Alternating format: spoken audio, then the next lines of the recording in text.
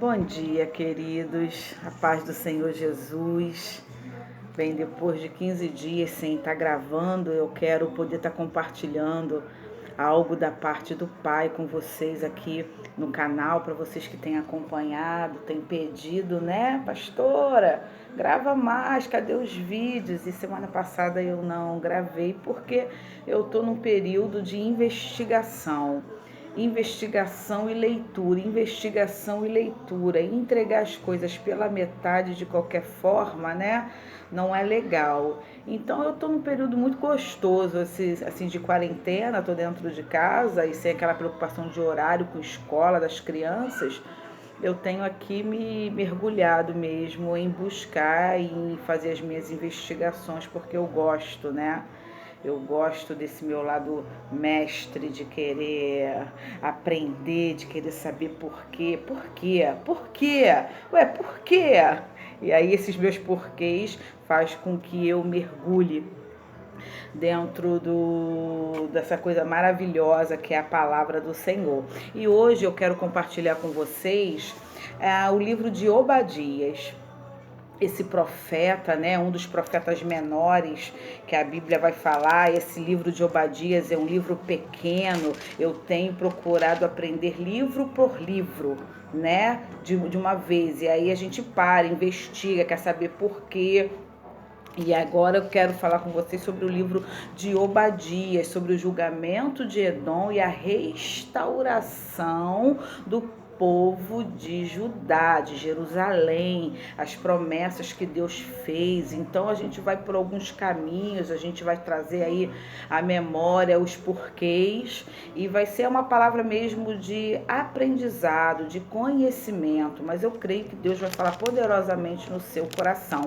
O livro de Obadias, ele é um livro de 21 versículos somente, mas muito rico, porque nos leva por muitos caminhos. E não tem como falar do livro de Obadias, das coisas que aconteceram aqui, sem falar de Jeremias, Daniel, Ezequiel, 2 Reis, Gênesis. Então a gente vai falar, você que gosta de anotar, pega aí um papel, uma caneta para poder anotar as passagens bíblicas, que eu não costumo estar abrindo para estar lendo, não. Eu gosto mesmo de ter essa dinâmica de conversa para poder ter mais clareza, tá bom? Até mesmo porque não tem tempo, né, da gente estar abrindo e falando palavra por palavra, lendo. Então eu gostaria de começar falando sobre o julgamento de Edom. Obadias, ele vai trazer uma palavra do Senhor específica, repreendendo Edom. Quem foi Edom? Né? Então diz aqui, ó, o julgamento de Edom. Visão de Obadias, assim diz o soberano, o Senhor, a respeito de Edom. Nós ouvimos uma mensagem do Senhor. Um mensageiro foi enviado às nações para dizer: levantem-se, vamos atacar Edom. Veja, eu tornarei você pequeno entre as nações, será completamente desprezado. A arrogância do seu coração o tem enganado. Você que vive nas cavidades da rocha e constrói sua morada no alto dos montes, que diz a você mesmo: quem pode me derrubar? Edom, ele é descendência de Esaú. Lembra lá em Gênesis 25, quando Rebeca ela engravida de Isaac e há uma briga no ventre dela, Deus fala assim, ó, do seu ventre sairá 2 nações. O maior servirá ao menor. Deus já havia falado que dali sairiam 2 nações. A gente sabe que de Jacó veio Israel, o povo de Deus, e de Esaú veio Edom. Esaú é pai de Edom. E essa rixa, ela perpetuou, né? Não ficou só no ventre aquela briga. A gente sabe que Jacó nasceu grudado no calcanhar de Esaú e que eles cresceram com certas preferências de seus pais, né? A Bíblia vai dizer que Isaac preferia Esaú e Rebeca preferia a Jacó, e eles cresceram com essa, vamos supor, rivalidade, né, entre os dois, porque criança sabe, ninguém é bobo, né? Para Isaac era normal, porque ele viu na sua infância seu pai Abraão dispensando Ismael e ficando com ele. Então, para ele era normal esse sentimento de um preferir um e o outro não, né? Mas enfim, é disso que a gente vai falar. Então, eles cresceram com essa rixa. Quando Abraão morreu e Raquel morreu, que fizeram o enterro deles, a Bíblia vai dizer que eles precisaram se separar, Esaú e Jacó, porque as terras já não suportavam mais seus bens. Eles cada um tiveram que ir para um lugar, porque já não suportavam mais conviver junto, porque não tinha mais espaço para expandir. Eram muito, Deus havia abençoado a vida deles, eles tinham muitos bens, então tiveram que se separar. Esaú, ele escolheu as montanhas de Seir, foi para lá. E a Bíblia, Deus vai falar assim: a arrogância do seu coração te enganado, você que vive nas cavidades da rocha e constrói sua morada no alto dos montes, que diz a você mesmo: quem pode me derrubar? Esaú foi com seu povo para umas terras que hoje, né, eu pesquisando, hoje é Jordânia, é a cidade de Petra. Se você pesquisar no Google, você vai ver. Eles não precisam nem de muros, porque as próprias rochas da cidade já os protege. É tão estreito o caminho que os historiadores, quem já esteve lá, diz que ao abrir os braços consegue encostar nas rochas. Então, o que Edom pensava? A gente nunca vai ser destruído, porque é impossível o inimigo nos alcançar. Mas essa arrogância fez com que Deus olhasse para eles e falasse: não, eu vou derrubar por vocês. Por que Deus fez isso? Porque quando o Senhor se desagradou do povo lá de Judá, de Jerusalém, Deus entregou Jerusalém nas mãos do rei Nabucodonosor. Foi Deus que os entregou, né? Nessa época o reino era dividido, já não existiam mais uma nação só, que era a nação toda de Israel, por causa do comprometimento de Salomão. Já no final da sua vida, né, a Bíblia vai dizer que Salomão teve 300 mulheres, 700 concubinas, e não importa o número de mulheres que naquela época eles poderiam ter, né, desnecessário, mas poderiam. Mas Deus se desagradou porque Salomão se contaminou com todo aquele povo que ele escolheu para ser esposa deles. Se contaminou com os deuses daquelas mulheres, porque ele teve mulheres de toda a tribo, raça e nação. E Deus se desagradou. Quando Salomão, já no final da sua vida, Deus, ele se desagrada dessa postura de Salomão. O que Deus fala? Levanta Jeroboão e fala assim: olha, eu vou entregar na sua mão, por causa desse pecado de Salomão, eu vou tirar da descendência de Salomão, das mãos da descendência de Salomão, 10 tribos e vou colocar na sua mão. Mas vou deixar 2 com ele, Judá eu vou deixar com a descendência dele, porque eu tenho uma aliança com Davi, com o pai dele. E por causa da aliança que Deus tinha com Davi, com seu filho, né, com seu descendente, aquele que ficou no lugar de Salomão, que foi Roboão. Roboão ficou responsável por Jerusalém. Deus ainda deixou descendência davídica por causa da sua aliança com Davi. Então o reino se dividiu entre reino do sul e reino do norte. Reino do sul ficou com Roboão, descendência davídica, descendência de Salomão. O templo de Jerusalém ficou com ele. E as outras 10 tribos Deus colocou na mão de Jeroboão. E aí o reino ficou dividido. Reino do sul, Judá e Benjamim, com Jerusalém como capital. E reino do norte, as demais tribos, as outras 10, com capital em Samaria. E isso é muito interessante da gente conhecer, porque a gente vai entender algumas dinâmicas lá do Novo Testamento, quando a gente sabe que os judeus não se davam com os samaritanos. Lembra quando Jesus foi falar com a mulher samaritana no poço e ele pede água para ela? Qual é a resposta dela? Qual é a pergunta da mulher samaritana para Jesus? Você, sendo judeu, me pede águas que sou samaritana? Porque eles não se davam desde essa época. Porque Jeroboão, ele teve realmente o que Deus havia prometido a ele, as 10 tribos, mas com medo de o povo retornar para o templo para poder render adoração e sacrifícios para o Senhor. O que ele fez? Ele levantou bezerros de ouro dentro do reino do norte. Ele levantou bezerros de ouro em Betel e Dan, vai dizer a palavra, em Betel e Dan, para que o povo não retornasse a Jerusalém, para que não voltasse para o domínio de Roboão. Ele tinha medo de perder o domínio sobre as 10 tribos. Então, o que aconteceu com o reino do norte? Se contaminou.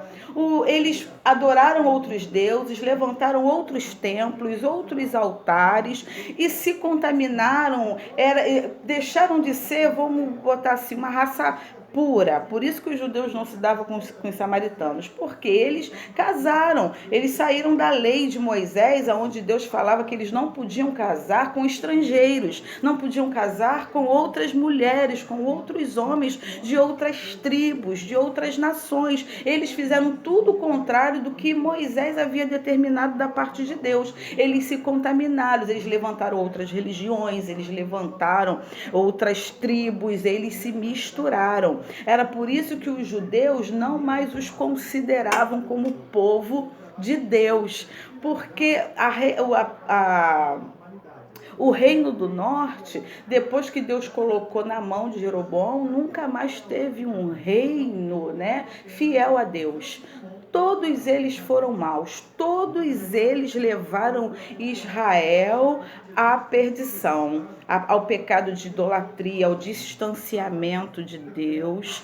Levaram, tanto é que Deus os entregou na mão dos assírios. Deus os entregou, porque eles não se rendiam a Deus, Alguns profetas vão falar isso, os profetas que foram do reino do norte. Já o reino do sul não, oscilou. Existiam reis que eram tementes a Deus, como existiam reis maus que tiravam o povo de Deus da sua presença e da direção que Deus determinava. Bem, havia uma promessa de destruição.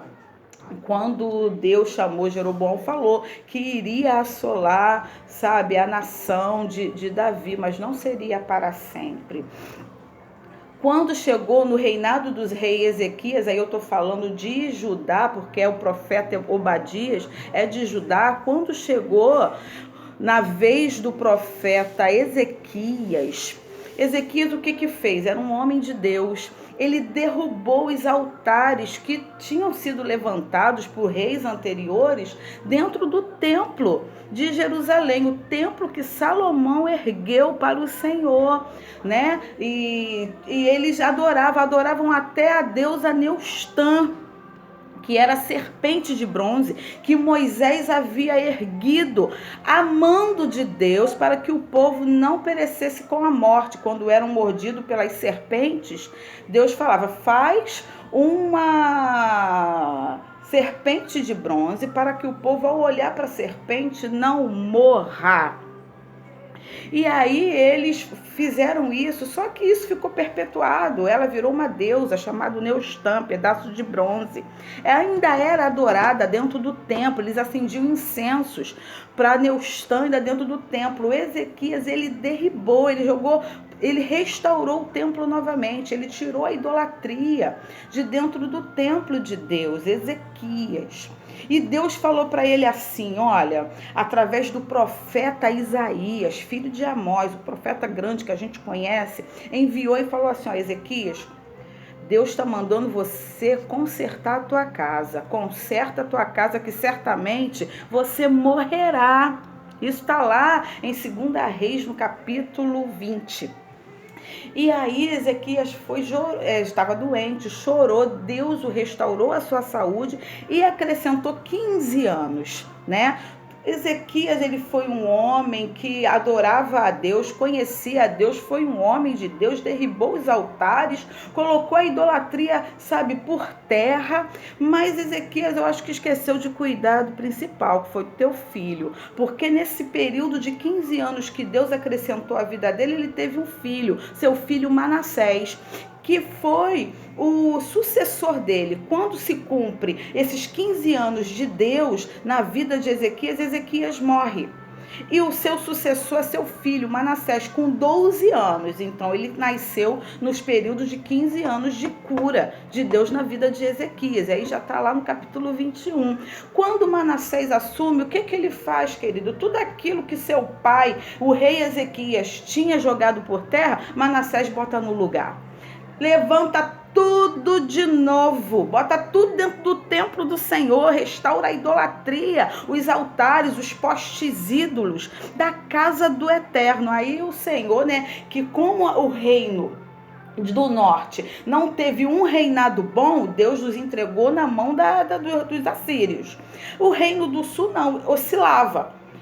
E por causa dessa oscilação de reis que se arrependiam no lugar, daqueles que faziam coisas erradas, Deus ele foi adiando. Mas quando chegou em Manassés, a Bíblia vai dizer lá no profeta Jeremias, que era o profeta da época, que anunciava, já em Jerusalém, o que Deus iria fazer. Vai dizer lá no capítulo 15 de Jeremias, vai dizer que por causa de Manassés, Deus entregou o reino de Judá na mão de Nabucodonosor. Entregou, foi da vontade de Deus. Você vai saber dessa história lendo o livro de Jeremias e lendo o livro de Daniel. Daniel capítulo 5. Daniel vai falar, foi o próprio Deus que deu soberania a Nabucodonosor, que botou tudo na mão de Nabucodonosor, que elevou ele. Por que Daniel sabia disso? Que tudo isso foi feito? Porque Jeremias já anunciava essas coisas pela cidade de Jerusalém, do que Deus iria fazer. Então, o que aconteceu? Quando Deus deu a cidade de Jerusalém nas mãos de Nabucodonosor, porque se irou com o que Manassés havia feito, Edom, que é irmão de Israel, descendência de Esaú, irmão de Israel, que é descendência de Jacó. Essa foi a ira de Deus contra Edom. O que acontecia? Aqueles que escapavam das mãos dos babilônicos, Esaú matava. Esaú ajudou a saquear o templo. Edom, de vez ajudar seus irmãos, não, como a rixa se perpetuou, a raiva de Israel ter pego a bênção que seria dele por direito, porque ele era o mais velho, ele ajudou a saquear, a levar cativo, a matava os seus irmãos, nas encruzilhadas. E aí o Senhor falou aqui no versículo 12 de Obadias, diz assim, não tem capítulo Obadias, diz assim, você não deveria ter olhado com satisfação o dia da desgraça de seu irmão, nem ter se alegrado com a destruição do povo de Judá, não devia ter falado com arrogância no dia da sua aflição, ele se alegrou com a destruição de Jerusalém, eles se alegraram, eles ajudaram a saquear, o templo. E aí, aqui, Deus vai falar o que eles iriam receber em troca. Já no versículo 15, diz assim, já vai dar 20 minutos.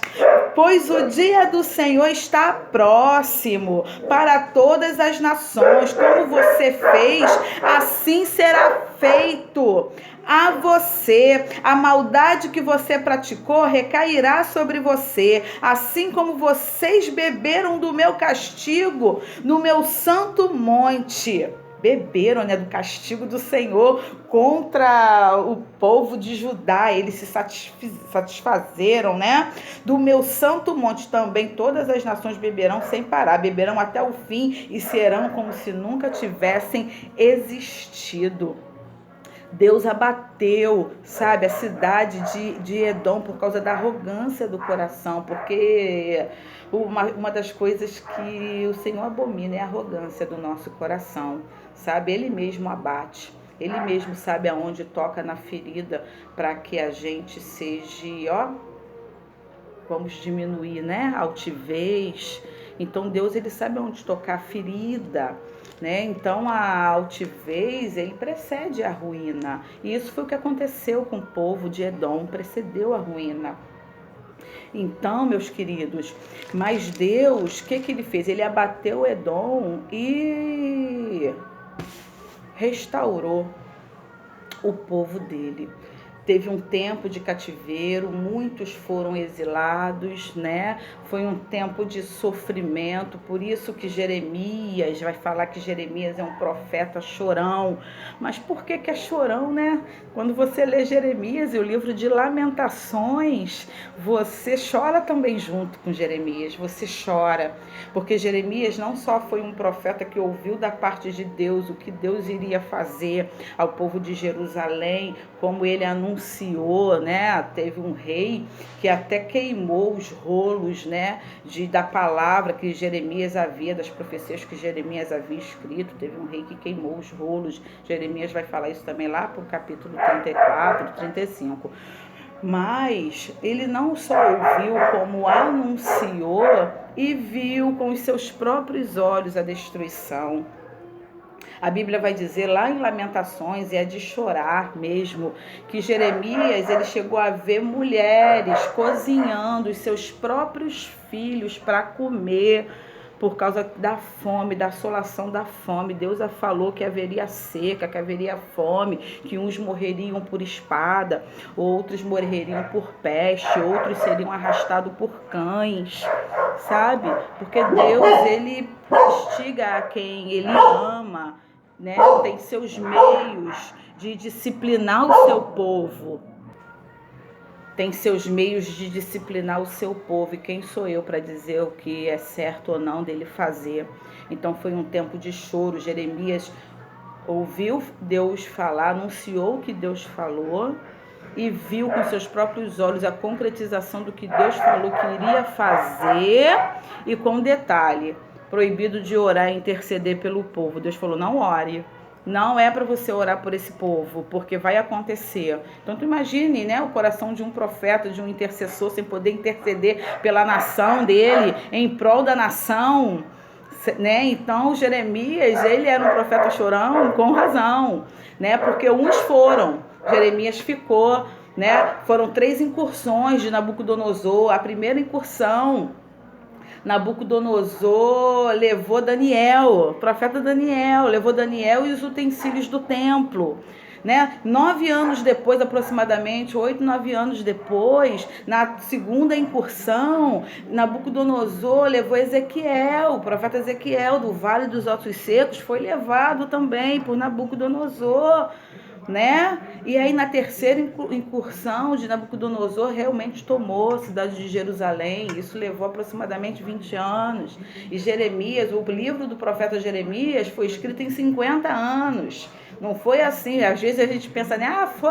O cativeiro durou, meu Deus, quanto tempo? Durou tempo pra caramba. Só que Deus trouxe restauração, sabe? Tinha uma promessa para esse povo. Deus falou que não o castigaria para sempre. Vai ver lá na morte lá de Salomão, depois que Jeroboão, Deus havia prometido para Jeroboão, falou assim, não, eu vou humilhar, mas não será para sempre, eu vou trazer restauração, e o Senhor trouxe.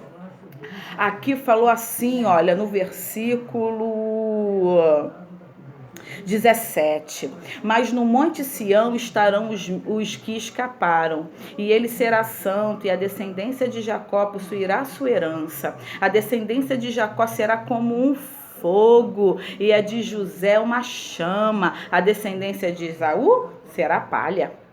Eles a incendiarão e as consumirão, não haverá sobreviventes da descendência de Esaú, declara o Senhor. Aí diz aqui o 19, os de Neguebe se apossarão dos montes de Esaú, e os de Cefelá ocuparão a terra dos filisteus. Eles tomarão posse dos campos de Efraim e de Samaria, e Benjamim se apossará de Gileade. Os israelitas exilados se apossarão do território dos cananeus até Serepta. Os exilados de Jerusalém que estão em Sefarade ocuparão as cidades do Neguebe. Os vencedores subirão ao monte de Sião para governar a montanha de Esaú, e o reino será do Senhor. Então havia uma promessa para o povo, sabe, de Judá, de Jerusalém. Deus havia prometido os montes de Sião restaurados, sabe, as terras do Neguebe. As terras do Neguebe é algo mais lindo, queridos.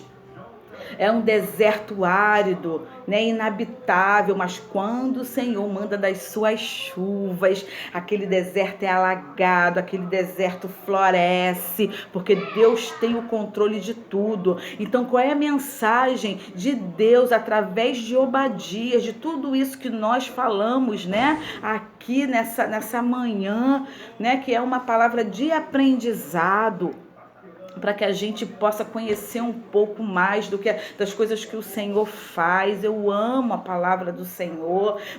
Qual é a mensagem de Deus? Não mexa com o meu povo.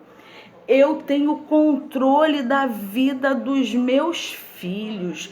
Quem entregou os meus filhos na mão de Nabucodonosor foi eu, para o disciplinar. Se você for ler o livro de Daniel, você vai ver Daniel firme, sabendo que Deus tinha feito aquilo. Lá no capítulo 5, você falou, não, foi Deus que fez, né? Ele não deixou que o reino de Deus saísse de dentro dele. Ele sabia que Deus tinha um controle de tudo, porque Deus tem um controle de tudo, queridos. A Bíblia diz que ele vai disciplinar quem ele ama, ele faz do jeito que ele quer, como ele quer.